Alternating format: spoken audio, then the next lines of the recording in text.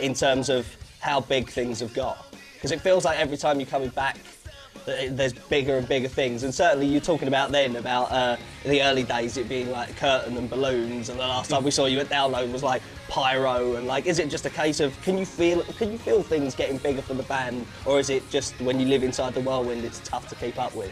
Yeah, I think if anything, it's it feels good to know that things are progressing as we'd like them to. You know, I think that's probably the biggest thing. Is that when you're living in it, you don't necessarily have a chance to step back and go, hard to that's digest bigger. it and see But what's you going on. also know that there's no roadblocks. You know, you don't feel yourself going, like, I want to more. do that. Yeah, exactly. and that's kind of a cool thing. I mean, by the same token, we're never going to be. I've said this before, like when we spoke at Download. We're never going to be the band that walks around the grounds at Download and everybody wants to give us a hug and say hello. So, but in that regard, I will always feel strongly that we need to have that element of, because I mean, like it or not, we come from a punk rock ethic and we like being the enema of the other bands. So you know, I think that people say yes and more, but they also cringe when they do it. So, have there been pinch me moments over the course of the last couple of years? Yeah, and like what specific ones have stood out? I would say that more than anything, it's become a natural thing for us to kind of like become close to all of these people that we grew up really appreciating and idolizing. And then also, on the other end of the spectrum, getting to be in a situation where, like, I won't name any names, but one of my favorite artists growing up, a couple years ago, we were put to be on a tour with them, and the singer's very short and he. I can relate. Yeah, he's no. I mean, he's famously just a little dude. Anyway, right. But but being told that, being made fun of by one of our heroes, and then a couple years later, cut to like this year, and that we're getting emails like personally about how he just wants you on the tour. That's all he wants. It's just like he really loves you guys, and being able to be like, you know what, you. Wow. So I mean, like, having those opportunities where we can do that is pretty cool. But I mean, I think that the vindication just comes from like playing these big shows and playing in front of 120,000 people and those kind of things. Winning awards and stuff and getting accolades for what we do, despite what anyone says, I think, so it's cool. Right, so what you've all been waiting for, Scuzz meets Black Veil Brides, Wretched and Divine, the story of the Wild Ones. It probably goes without saying, is this a concept record then? Absolutely. Yeah. Right. But it also is a record that has. It's not something that you can listen to individual songs and understand the message of the songs. We wanted to write a concept album that was, anything could be paralleled to this fictional story, but by the same token, it's all personal experiences. We didn't write a, kind of like Tolkien kind of like, crazy epic tale. It's all stuff that's based in our own reality and stuff we've experienced, but it's all kind of flipped to be in this fictionalized version of our lives. Right, I noticed the first track is I Am Bulletproof, so presumably, like, as we've journeyed, like, your band, that being the start, is that, am I putting two and two together and getting 4 or 5? No, well, the thing is, absolutely. I think that the story is very similar to ours, in that, in this story, obviously, we can talk about that, but there's it's kind of based around the idea that there is a unified kind of church government called Fear, which is for every and all religion, and it's kind of a very Orwellian kind of, V for Vendetta-esque, like, oppressive. Their whole idea is that to de-evolve society and to remove, like, science and creative thought from society. And the parallel there being that we all grew up in the Midwest and all kind of were basically, we all experienced those things, but instead of it being these big crazy shadow men, it was, nuns with rulers. But but yeah, the idea is that it's in no way kind of an anti-religious thing. It's about these kind of people that have perverted the ideals of what is potentially a positive thing and taken all hope out of it and are using it to oppress people. And so there's a little bit of an origin story for stuff that, like our kind of our fan base, and rather than it being the BBB Army, it's the Legion of the Black, and we kind of tell the story of maybe why in the early days we wore the paint and everything, and explain, the idea that was meant to look like we were kind of these dirty. The whole reason behind the paint in the early days is that we wanted to look as dirty as we were told by society we were. Right. And so there's a lot of that, and then kind of the Wild Ones are the group of individuals that kind of lead this charge against the fear. Kind of the idea was that we were going to take some time and really do something cool, and that sense of push is what made us, I know with me, it made me want to write down this story. And it started out with a very specific script. Our friend Richard Villa worked on the script with me and I did the artwork for it. And before we even wrote a song for the album, we had visual representations of all these characters and ideas because our friend Richard, who does all of our artwork, was doing these paintings to inspire us. And it was a very cool process, but that only lasted for so long because you can only really write a concept album. It's like, it becomes disingenuous. You're writing a play at that point. Right. And so after about maybe 2 weeks of that, we kind of decided that we were going to take away the concept idea and just write the record and then see how we could build the parallels back in. And we found that as we were writing the songs, all of the stories that we were talking about were things that worked within the context of this fear story. So, right, okay. yeah, and I mean, that's why I love the record, because it works on those different levels, you know. But sonically, I mean, I saw you in the press, you mentioned Metallica and Social D, and when we spoke at Download, you mentioned the Misfits and the Damned.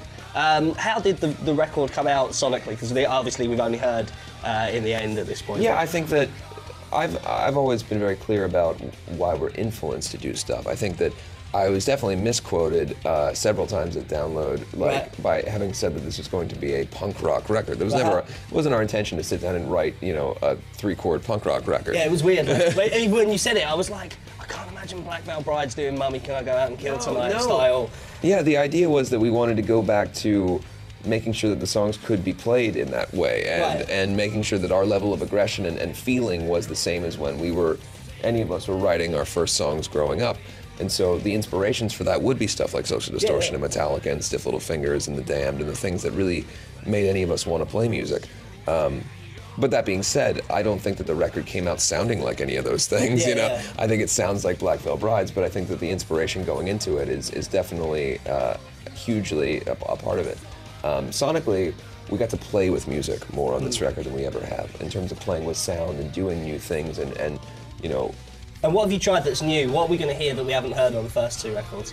Well, I mean, I think that the thing that is going to be most impressive to people is that our guitar player Jinx, who plays violin, has really taken such an incredible lead on the violins. Every single song on this record features a lot of violin playing. Yeah. Instead of lead guitar playing, we have lead violin playing. So live strings, not synthetic strings. All live strings. Right. He wrote and scored everything, and there's a complete full overture in the center of the record that was all written by Jinx, which is a wonderful medley of all the first half of the album. And every single song on the record there's in some songs, in lieu of a guitar solo, there is full on, like, you know, orchestrated string playing, and every single song has strings, all live, all written by him. And I think that, you know, we've all brought our best game, but I think the one thing people aren't really going to expect is the level of musicianship that this record has. Melody, lots of melody in this record. And I suppose we should talk about the Legion of the Black as well.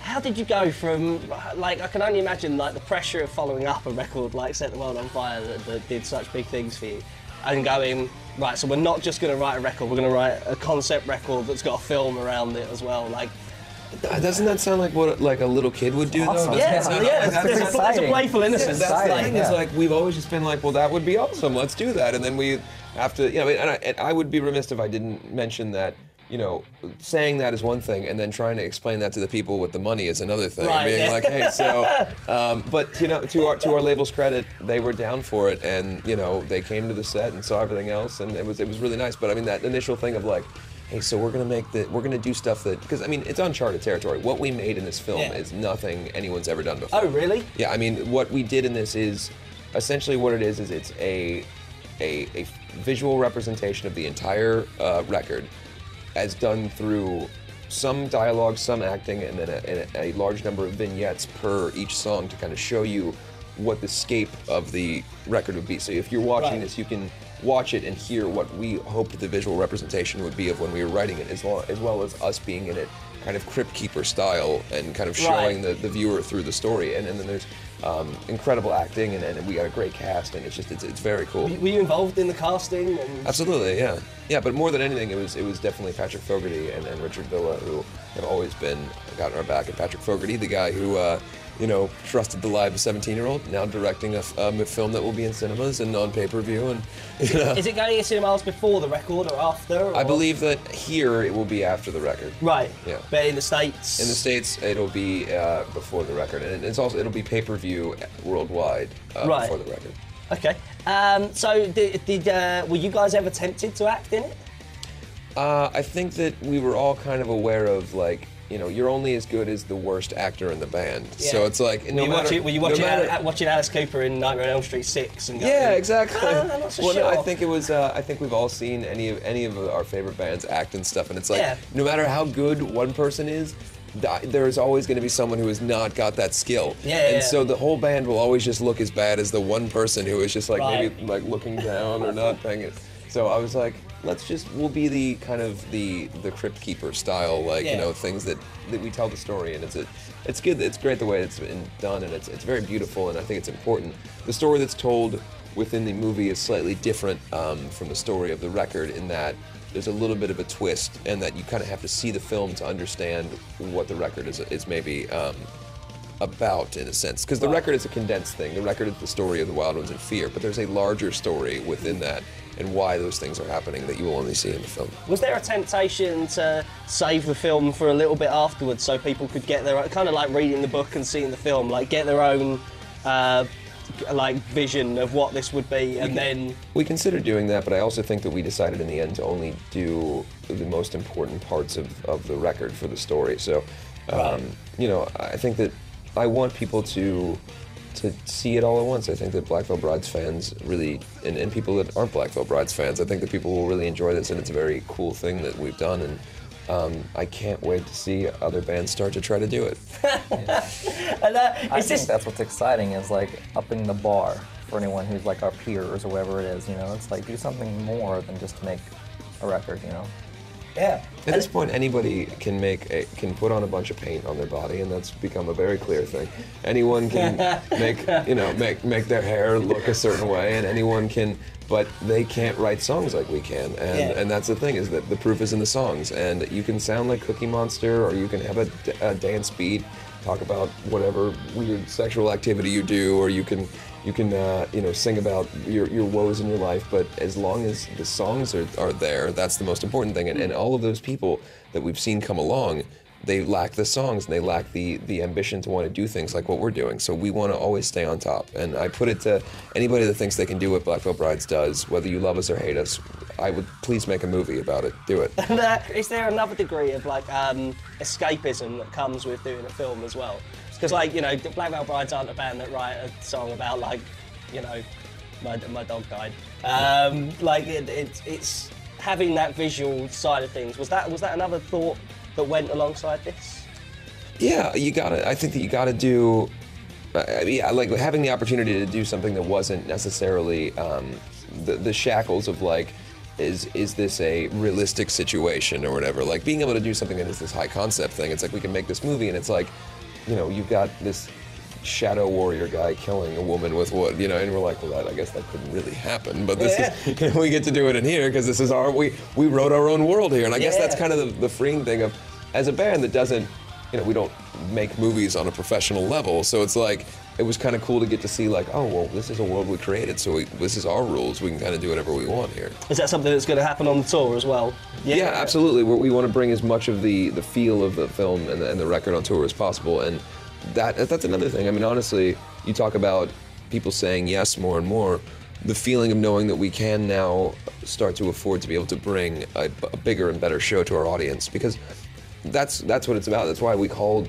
the tour the Church of the Wild Ones. It's an experience. It's a cathartic experience for both us and the audience. I think that no one can deny that when people really love something and they get to see it in a live format, it's a great experience. And I don't think anybody can deny that Black Veil Brides fans love Black Veil Brides, and we love our audience. So it's a community. It's a fun thing. And is this period exciting or nerve-wracking? Or I always think that the worst part of being in a band must be the time between you having recorded a record and people hearing it. Yeah, I suppose so, but we listen to it enough. Yeah. So. We get to talk about it, but no one else has heard it yet, so it's kind of like... It's kind of cool. I could say anything about it, and you can't call me on it. It's true. I just have to sit here and just go, Right, Black Veil Brides, Scuzz Week's Black Veil Brides. Let's play in the end. Wretched and Divine, the story of the wild ones. Goodness, a mouthful. Is out in January.